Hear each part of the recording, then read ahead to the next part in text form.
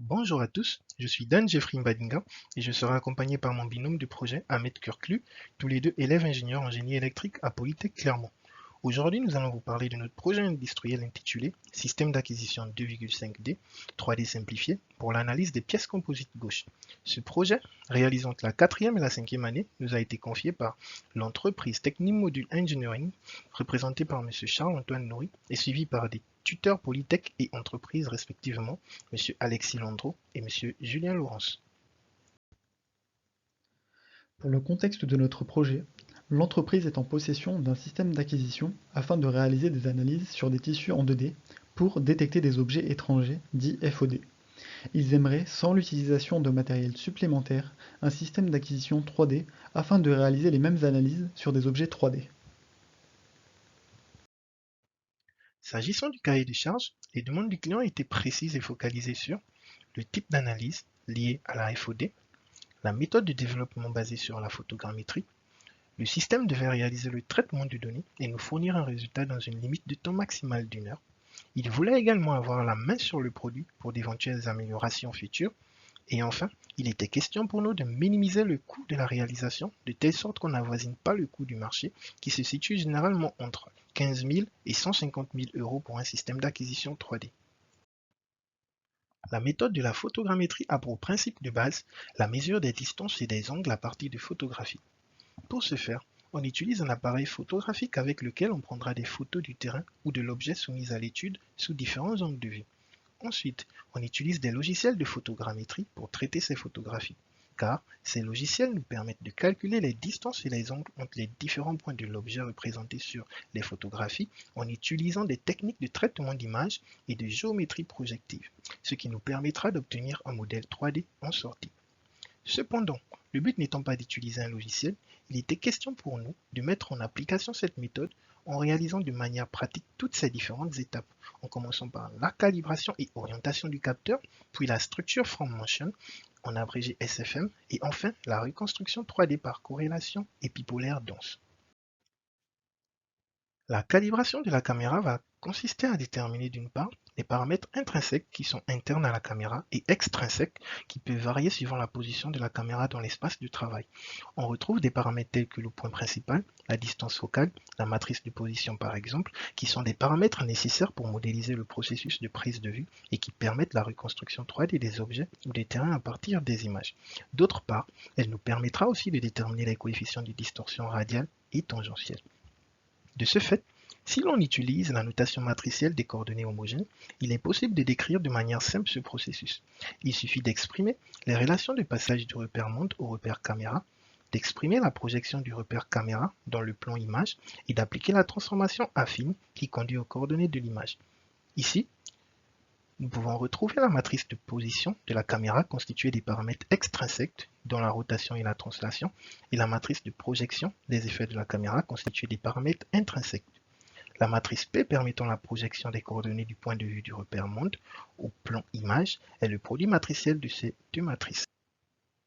Au cours de notre projet, nous avons mis en pratique la calibration en utilisant la méthode des angles, qui est une méthode couramment utilisée pour calibrer une caméra à l'aide de la bibliothèque de logiciels libres OpenCV.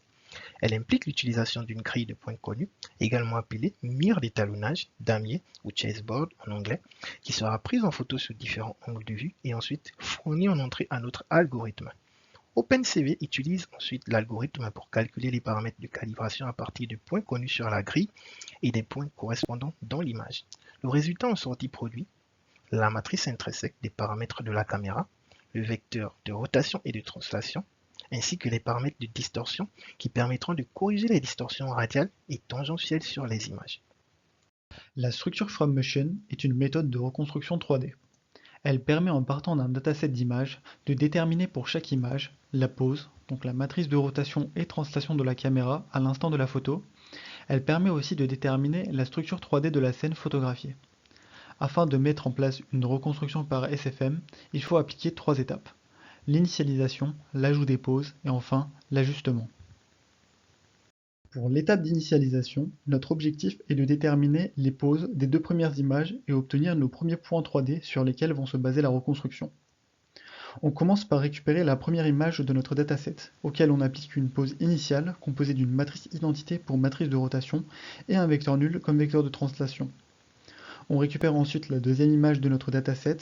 Notre objectif est de déterminer la pose de la deuxième image. On extrait les points clés homologues aux deux images à l'aide d'un algorithme comme SIFT ou ORB. Ces points sont des points 2D. On utilise ensuite la géométrie épipolaire afin de déterminer les paramètres pour le passage de la pose 1 à la pose 2. Les poses étant déterminées, nous pouvons désormais trianguler nos points 2D afin d'obtenir des points 3D. L'étape d'initialisation étant terminée, nous passons à l'ajout des poses. Dans cette étape, nous allons ajouter des poses et des points 3D successivement à notre système jusqu'à l'épuisement de notre dataset. On récupère donc la prochaine image de notre dataset et nous devons déterminer la pose de la nouvelle image. On commence par extraire les points clés, puis on cherche des correspondances entre les points 2D actuels et les points 2D de l'image précédente. La correspondance 2D 2D établie, nous pouvons établir une correspondance 2D 3D, ce qui fait que les points 2D de notre nouvelle image auront déjà des points 3D correspondants. En sachant cela, nous utilisons la méthode Perspective Endpoint qui, connaissant des points 2D d'une scène et leurs points 3D correspondants, nous permet de déterminer la pose de notre caméra. La nouvelle pose étant estimée, nous pouvons trianguler plus de points, qui dans ce cas sont les points non retenus lors de l'étape de correspondance. Nous venons de réaliser une première itération de l'ajout des poses. Il suffit ensuite de répéter cela pour toutes les images de notre dataset. Nous passons maintenant à l'étape de l'ajustement, qui est une étape cruciale en fin de SFM. Nous sommes jusque-là toujours partis de points 2D vers des points 3D en triangulant.